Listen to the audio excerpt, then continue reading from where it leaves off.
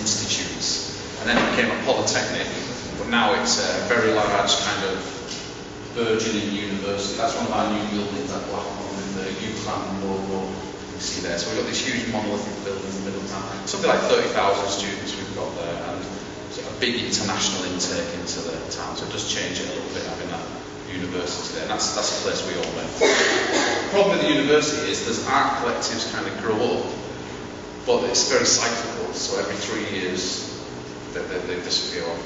So there's no kind of there doesn't be any sort of longevity. People, it's cheap to live, it's cheap to study there, then people sort of like flee once they've got their graduation. We have near to Preston, there's Manchester has an international festival every 2 years. And it's getting bigger and bigger, that very successful international festival. Liverpool has a biennale, a big art symposium and a big art exhibition every 2 years, again gaining international status. We have something in Preston called the Preston Guild. We'd have it every 2 years, we'd have it every 20 years. And the bad news is you missed it, it was last year, so there's another 19 years until the next one. And it's something that celebrates the guild. It's been going on for 800 years or so, the guild being given. So they call it once in a generation. So a guild was something where you were licensed to trade. So they reckon they only needed to do it every 20 years because someone was retired and a new person was coming along to take the trade on. So every 20 years we have this for hundreds of years, we have this very big ceremony, and there's loads and loads of money and arts events going into that. And see, this is a big crowd for us. We have huge street events of food, theatre, people coming from all around the UK, internationally, to visit the Preston Guild. It's a term of phrase we use, it's something that doesn't happen very often. We say every Preston Guild, you know, if someone doesn't buy a drink very regularly, you know, say every Preston Guild, this guy buys a drink. So that's the Preston Guild. There is an element of carnivalism there because that's every 20 years we have this huge big party and then looking forward to the next one. Everything's used up, you've had your party, we move on. And then my last image is something that kind of sort of demonstrates that. Last year we had the Olympics in the UK, and everyone was convinced it was going to be a disaster, and rather embarrassingly for us it went quite alright, you know, it went reasonably well, so we didn't know. And we actually won a few things, which was even more embarrassing. Our newsreaders were looking at their feet when they were announcing this on the news because we were very sort of self-deprecating. And nearby to us is Bradley Wiggins, or Sir Bradley Wiggins lives, who won the Tour de France, and then immediately afterwards he won the gold medal, and we're quite good at cycling in the UK, won the gold medal at the Olympics. And this is, I was just walking past on the way from work, this is, they put a big screen up in the town centre to show him winning his gold medal in the ceremony, and there was just the one guy who sat there. I don't think he was particularly watching it anyway, there was just this one guy sat there. So outside of the guild, it seems to be really hard to get this kind of interest going on, get people together and get interest going. So this is kind of a quick whistle-stop tour of Preston, but kind of some context for where the project, which was very Preston-based, the project arose out of. So even after all that, would you believe, people aren't that interested in the city? Who'd have thought it? It's quite a good site to move on from, because that big building in the background is this thing called the Harris Museum, which is Preston's only art centre basically. And it was built in the industrial times when sort of rich people, rich workers, mill owners and all that lot realised that their workers needed educating and they needed space to learn, so they built that sort of stuff. But that as an institution is lacking in sort of, careful because he's recording it, lacking in perhaps, you know, direction in terms of the shows that are exhibited and the, you know, the level of production and all that kind of stuff. Also, it's quite an intimidating space, you know, if you're not used to going into galleries and that's your only gallery space, it's really scary to go into, basically. So, part of the problem was what Rob was saying about students moving on. The other part of the problem is a lot of the sort of population of Preston not really engaging so much with art practice. Originally, Robert and I realised this And we wanted to produce something that was very cheap, very quick to produce, very easy, that we could give away for free, that made people within the city realise that where they were living was very exciting and could produce incredible work, but also people outside of the city to begin to realise that this place is interesting and exciting. So we started off with this zine, and this is the first ever issue. Preston is my parish was a name we stole from a shoe advert, which was used as a slogan. And then this woman was a print that we found in the library at work. So we opened a book out, and out she popped, So it was meant to be. And we just photocopied it in the office at work, which is where that sunset's from, and where you'll see the webcam from is basically where we did all the photocopying. So the zine was made up of a variety of different things. Mostly, it was all image-based. But some of it was photographs we'd taken, so these were just pictures of people around Preston. So this is a bloke walking down the road, and this is a couple called Iris and John who we met in a pub and took a picture of. These are mum people on nights out. Other things, we kind of collaborate with other practitioners as well. So this image on the left is by a photographer called Jamie Hawksworth, who has a big print of a person in our room. He studied at Preston University and spent a lot of his time wandering about taking pictures of the city, basically. And then the image on the right is from a book about town planning, I think. Something to do with Preston having an early model of supermarket or something like that. So we just stuck it in. We ended up on the radio one day, and a guy heard it who'd been a student in Preston in the 60s or 70s. So he sent us this picture on the left of him and his mates at uni. And then that badge is the big church. They have open days, and you can walk to the top of it, and you get a badge saying, "I've been up the spire" afterwards. So we did about 15 issues of that, just photocopied and given away for free. That had to be centred around Preston, and we gave it away in places that people would come across it. So part of the realisation was that although people don't necessarily engage with so much of the art stuff that's happening in Preston, it might just be because they don't know it's there, if you see what I mean. So we wanted to produce methods of output that made it accessible to people and made them realise it was happening, but didn't force it on them. So it wasn't like going to a group and saying, you know, you need us to help you and all this kind of stuff, and art will save your life, because it probably won't. But if you do want to engage with it, it's here and it's free for you to do so. But then we started to move on, so we wanted to start doing much smaller projects based around very specific points of interest, I suppose.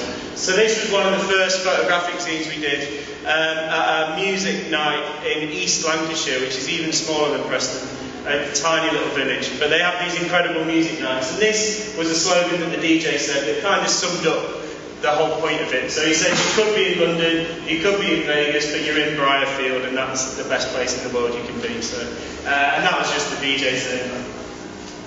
So this is a movement of music called Northern Soul, which some of you might know, which was very popular in the 60s and 70s. But all the people that were into that when they were young, they have these reunion nights, so they all get together in their 60s and dance the night away to the music that they used to love back in the day. And they just have so much fun. So this is just a night out. So this guy dancing all night on the floor, so he was amazing. So we made this into a cheap zine that you could buy for £2. A lot of photo books are very popular and trendy these days, and a lot of them go for huge amounts of money, whereas we wanted to keep ours very cheap so that the people who were actually at the event could afford to buy it, and some of them did. Other events we've done beyond printed matter are setting up kind of project spaces that, again, people would just come across in their daily routine. So on the way back from the city centre to the bus station, you have to walk through this shopping centre, which is pretty much empty. You know, the trade's completely disappeared and all the shops are empty. So we set up this project space in one of the empty shops, which was basically the contents of all the zines were stuck on the wall. We got this big banner made, we painted all the shop up. Like this. People could come in, they could have a seat and talk about the work project and all that kind of stuff. People could bring stuff in. And what was nice is you were walking past it on the way back to the bus, so you just saw something that you weren't familiar with and just came in anyway. And we also set up a photographic studio as well. So when people came in, we offered them a portrait, and you know, it was just a way of getting talking to them really, because as soon as you stood there, you start asking them, and they start asking you, and all that kind of stuff. We started, Rob and I are lecturers, so we did some of our classes we took out of the university into this space. This was one on self-publishing and photography, so the students actually came and spent the morning with us in the space, and as you can see it was cold.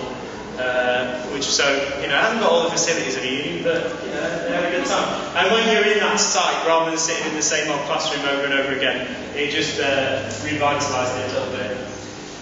This was a studio. Robert taking pictures of me. So then one of the projects we also did there was, one of our interests is also fashion and style and how we communicate with clothing. And Jamie, so if you write his website down, his work's incredible. If you're into portraiture and fashion work, his work's amazing. So we wanted to do a fashion shoot actually in this space. So, the concept behind it was, the story goes that Preston is twinned with Nîmes, which is a town in the south of France, which apparently is where denim originated, the fabric. So not jeans, because that's a much more American thing, but actually the fabric.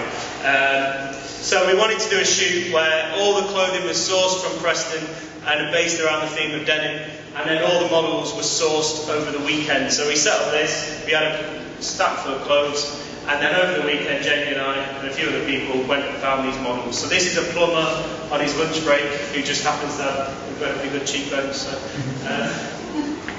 this is a lad who was quite self-conscious, so we had to get him posed in different ways. So we actually got him putting on a jacket and just taking a picture of Preston. So that worked quite nicely. And we also had a family coming in and mums with their kids and all sorts of stuff. It was great fun. And we made another little publication out of that. And that was a way of getting a bit of sort of exposure for us, and also for Jamie, because he was taking that then to London, and London are sick of seeing the same old things. Here's this person doing a fashion shoot in a place they've hardly ever heard of, let alone been to, and it stood out a bit. So like Rob introduced, this is the bus station. So this is the only thing that is ever talked about Preston nationally, really. You get all these people arguing about it, most of which never use it. And all the photographs of Preston bus station look like this. They tend to be dead wide, always focusing on the architecture. They don't actually focus on anybody that uses the space. So we wanted to do something different that focuses on the people that use it, but also to the people that use it, if you see what I mean. So rather than taking pictures and then disappearing off to Manchester and doing a nice exhibition, we decided to set up a project space inside the bus station. So this is an old ticket office. Set up a studio in there for a few days. This is Jamie on the left, practicing. And we basically just spent a weekend in there taking pictures. And Jamie, you'll start to realise, is incredible at doing these portraits. So this was just a woman waiting for the bus. But everyone loves this image because it's just so sort of, I don't know, engaging. We printed it as a tabloid full-colour newspaper, and the reason we wanted to do newspaper was because it was cheap, it was full-colour, and it was large, which Jamie's works demands, but also we were able to give it out for free to people who use the bus station. And final point is that the newspaper is a very familiar material. People feel very comfortable looking through it. So rather than having a book that's very sort of delicate and you need gloves and all that kind of stuff, you can give people a newspaper and they know exactly what to do with it and not worry about it. So that was it. There's some more. So these are just double page spreads from the newspaper. I think we've got a few of these left at home, but not many. Another project we did. So this was me working with a person called Theo Simpson, so if you're interested in photography you should look at him. He's based in Sheffield, so Sheffield and Manchester at one time were these sort of powerhouses of industry, which they are now so much, but they have this incredible heritage and history, and they're separated by the most beautiful epic landscape you've seen in Britain, really. You know, it's so stunning, some of them. But people sort of ignore that these days. So as we're here as tourists, you know, we're going around all these sites going, oh, it's amazing, blah, blah, blah. But for a lot of you who live here, it's probably quite blasé and you just see it every day. It's very similar for this route for people in England. So we wanted to produce a body of work that was based on the transport links between the two cities, which is is here. The trouble is, between the two cities, you can go up and down the country really easily, but you can't go across very easily because there's loads of hills in the way, basically. So there's only a couple of train lines, and there's only 1 or 2 roads which are dead difficult to drive, basically. So people don't do it often. So we did this project where me and Theo basically travelled between the two sites using train, bus and car for 3 days, and took this is it being printed. This is the book that we produced, which you can see there's copies of in the room. We wanted it to be small enough to be a guidebook, so it's similar to this notebook here, so you can put it in your pocket and actually go on the journey with it. And also the fabric is quite hard wearing, so again you can take it with you and not feel worried about getting it ruined. So here's some of the pictures and the layout of it. So some of them are quite mundane and banal and sort of, not suburban because it's not a city, but these sort of villages within the route. Other ones are like that, which is just how it looked as we were there. This is Stockport, I think. And then we also wanted to, again, try to engage with different audiences. So we did launches for the book at various different places. So Theo made these tables custom built so they were exact size for 5 spreads and the width and all this kind of stuff. We did a launch in a gallery called Song Gallery, which used to be based in London, it doesn't exist anymore, which is quite a sort of up-and-coming, very recognised sort of, small underground photographic gallery, which gets a very sort of specific art crowd. But we also wanted to do a launch in the Museum of Transport in Manchester, which is this sort of incredible bus depot full of this history of transport in Manchester. But it gets a very, very different crowd, as you'd expect, which was good because we wanted people who wouldn't go to an art gallery in London but would go to this place to look at the book as well, because it, you know, relevant to everyone. And again, the setting of it was just perfect. You know, it was beautiful. Then the final one is Theo organised the launch in a disused public toilet in Sheffield, which happened to be under the in a railway arch under the actual route that the train went on, so it was perfect. That's it, yeah. So Theo managed to get that for the night. We put the books out, and people were walking past thinking, I've not seen this open for years, and then there we go. Right, and then one of the most recent projects, we got commissioned by the Brighton Photo Biennial, which is quite a big recognised photography festival. Happens every 2 years in Brighton, which is in the south of the UK. So we wanted to do this project. The theme of the festival was politics of space, which some people took incredibly sort of heavy and, you know, real deep political issues, which were important, but we didn't want to replicate that. So we wanted to tie it down to much more kind of everyday issues in terms of politics. And one of the things with England and Britain is it's split up into all these constituencies for different members of Parliament. And Brighton's actually split up into 3. So there's 2 Conservative MPs, which are, you know, very, well, Conservative as the word says. But there's also this central bit, which is run by a party called the Green Party, and they have their only seat in the UK in that site, and the Green Party, as you'd expect, are very focused on environmental issues. So on 2 sides you've got this conservative, quite traditional politicians, in the middle you've got this, but depending on where you live, you're completely affected by that. Well, you know, completely different agendas, and it all depends on where you live, and these kind of quite arbitrary ways of working out the borders, really. So we did a project called 4 versions of 3 groups. Right, so these are the different constituencies. So what we did is we identified the different constituency borders, and me, Robert, Jamie and Theo were sent off to take pictures, but the rule was you could only take pictures on the border of the constituency. So you could only walk around here to take a picture. You couldn't go into this bit. There's one. And then these are the other 2. So you can see how strange the shapes are. It's all based on population, I think, of each site. So basically we just wandered around there for a few days each on our own and together sometimes, and took pictures of whatever we fancied. Another person we worked with called Ben then produced a map. So the output of this project, one of it was a map.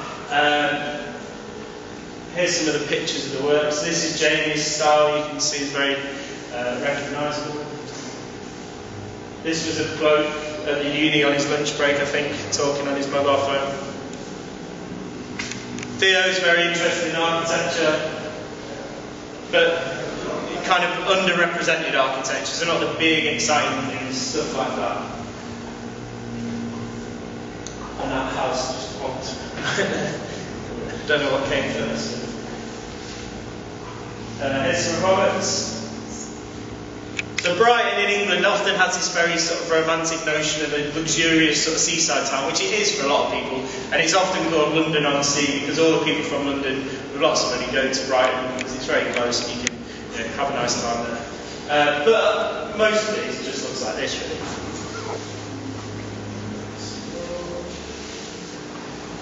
And then these are the final ones. So it's very close to the sea, so you don't expect to see this kind of rolling countryside. So this was another bit that we found, was quite nice. And then this is a piece of new architecture that was built right on the seafront to house a new shopping centre, and this is how you get to it. So the idea of the project then was to make the audiences, so the trouble with festivals in England most of the time is that people go to a festival, they go to a city they've perhaps never been to or don't go to very often, they go to 3 galleries in the city and then get the train home again. They don't actually explore the city at all. So we wanted to force people to explore the city beyond this very small section of Brighton. So we identified these different spots and locations along the south coast and produced billboard posters to stick in these locations. The visitors then got a map saying where the locations were, and in order to look at the work you had to walk or get the bus and actually go to these sites. So you were forced to go out of Brighton basically if you wanted to look at the work. So this was kind of like a Victorian sort of colonnade thing on the seafront, which is now used for different things.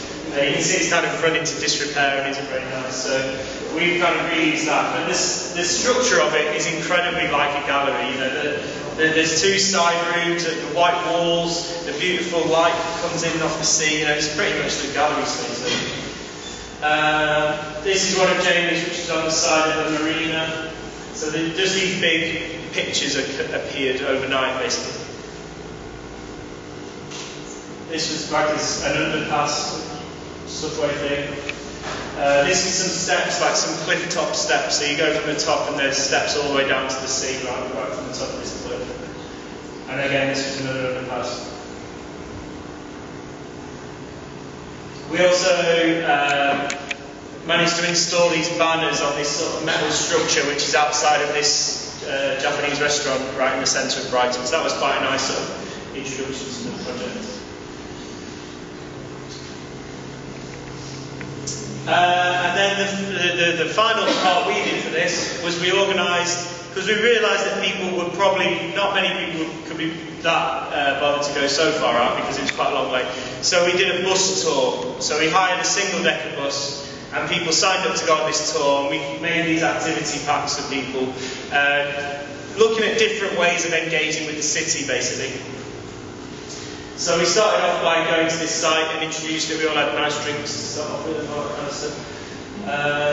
As we went round, we gave people activities to do, but we also found out that most of the posters had been ripped down over the weekend, which was, for some people was a problem, but it wasn't for us really, because we didn't really need the pictures. It was more about people exploring places they'd never been to. So that was quite an interesting thing. That was the leftover of that one. And then people did rub-ins, people did make notes and observations about the city. People just paid a bit more attention to what they were doing, and people took pictures and never had fun to them. So this is how beautiful it is. But this is right about 10 minutes down the coast from Brighton, and you're the only people in England there basically. Whereas Brighton is rammed full of people on the beach, so there's things to say about it. And then this is work you can see in our space.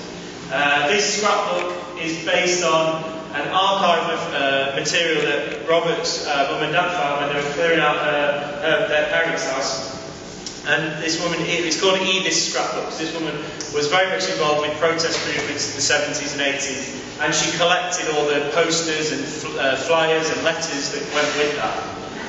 And so we wanted to, it seemed like quite an interesting time to reproduce that and distribute, because a lot of the stuff they were talking about is relevant to us these days. So the scrapbook looks exactly like that. We just reproduced the cover, And then here's all the posters that were associated with it. So this is on the left, part of the CND, so the Campaign for Nuclear Disarmament. So this is the effects of a nuclear bomb and what it would do and how bad it is and why you shouldn't do it.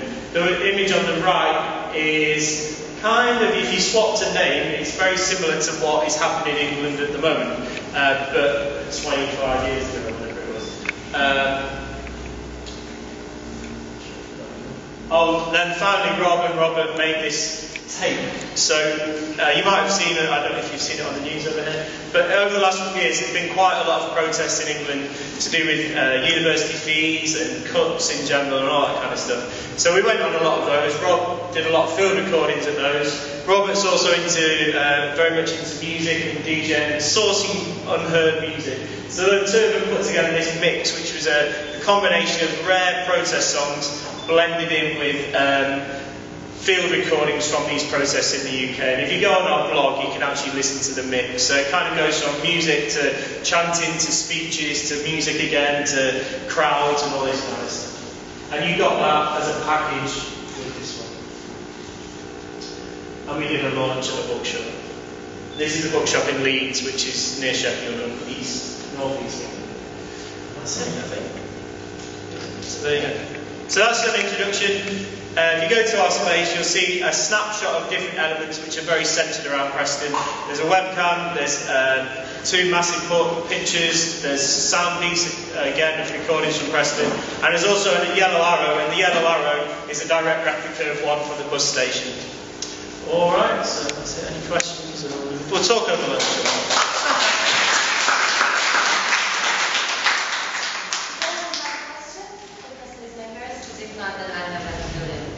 We can talk over lunch if you want. We can talk over lunch. I'll just... No, that's one. Yeah. I have, two questions. One of them is more of a comment, and the other one might start off the conversation for tomorrow. Yeah. The first one is, I'm looking at, I'm very familiar with your work, and when I'm looking at it at this context, I'm thinking about Martin Parr, and I'm thinking about Martin Parr in two different ways. First of all, I'm thinking about his early career when he was not wanted in London and he was documenting rituals in other parts of England. And I'm thinking about your work in that context as a possible historical opening point to what you're trying to do with Preston. So that's the first thing. And I'm also thinking about how he collects English ways of life. And I think I see a little bit of that also in your work. I don't know if, sometimes people hate Martin Parr, so I hope it's okay that I'm saying that. And the other thing is, it could be very interesting for us to hear a little bit more about why he wants to come to Jerusalem. I mean, think about the internal conversations we had about how to bring this project here and how to kind of see another urban space that really finds its cultural arenas all this time. So if you could relate to that. I mean, Martin Parr, it would be impossible to not be influenced by Martin Parr if you study photography in England, basically. So yeah, there's a definite link there, but there's also a link with a humongous amount of photographers who deal with similar sort of subjects. I think what was nice about the talk, he's also been incredibly supportive in terms of the book work that we've done, so that's been really very kind and generous with all that kind of stuff. So yeah, there is definitely. But also the previous talk was a nice introduction when you were talking about Guy Debord and all that kind of stuff, because different ways of exploring cities and getting people just to change their routine a little bit, perhaps. So nothing, not like a massive significant change of life, but you just walk a different way or something like that. So that was quite important as well. And then we've been influenced by the more sort of events-based stuff was influenced by a lot of the performance and live events that take place. So yeah, there's a whole range. Yeah, he's in there somewhere. I think with Jerusalem, it was just an opportunity that would never occurred to us, I suppose. Mainly because we've never sort of, I don't know, I think it's just somewhere we've not even considered going to. So it's not a city on our sort of tick list at one point, really. Which are very European-based, perhaps. Yeah. So when the opportunity came up. So we did turn them all to your work as well. Basically, yeah. So, and then, when you first approached us, and then we thought about it a bit more. We imagined it, which it's partly our ignorance of the city. We imagine it to be in, this completely different site to what Preston is. So by placing it in this site, you're juxtaposing these two radically different spaces. And from that, hopefully, loads of discussions and loads of ideas and our understanding would develop. But then also, hopefully, people here who would never, Preston's even lower on the list. It's like 150 towns down on the list of Jerusalem places to visit. So you would never go out of your way to get there. So hopefully we can bring some of that to people here who don't actually go. But then from that, spark these discussions and just learn a bit more. But then from talking to people over the last couple of nights, people are starting to say how many similarities they feel there are in Jerusalem. So I think from us, we see this as this incredibly exotic place that's steeped in history and all these incredible things that's happened here and all this kind of stuff. For a lot of people, it's just like, oh yeah, we do all that all the time, and we have the same kind of problems and all that kind of stuff. So that was really interesting. I don't know if you got anything more. It's interesting when you said about Martin Park, because I'm from a much more obscure place than Preston. A little tiny town in Cumbria, with the Lake District, with nothing. Well, it was a big tiny town, it's nothing. And I visited my parents a few weeks ago, and in this town, we went to the cheapest, like plastic tables, plastic chairs, Thai restaurant at happy hour. Okay, so we sat down. This is the most obscure place in the world, and I saw this long camera lens here, and a canvas bag. And I thought it's just some dad with some new camera. And then that's my car. And I went this guy said, what's wrong with that? It's my car. And he's there, and then I looked on his Twitter, and he's discovered Barrow. He's discovered Barrow. But Daniel Meadows beat him by 30 or 40 years anyways. Didn't like that. So, Go on. 5 minutes. So we have time for one more question. And we can continue over lunch as well. Yeah. So let's... Yeah, we'll also be hanging around, so if you go in our space and have a look at the books and stuff. Yeah, so Preston's space is right down the hall, and they said they're going to host an informal conversation tomorrow in their space this afternoon. And now we'll leave this space, and we'll reconvene with more workshops and talks at quarter to 4 right here. Thank you.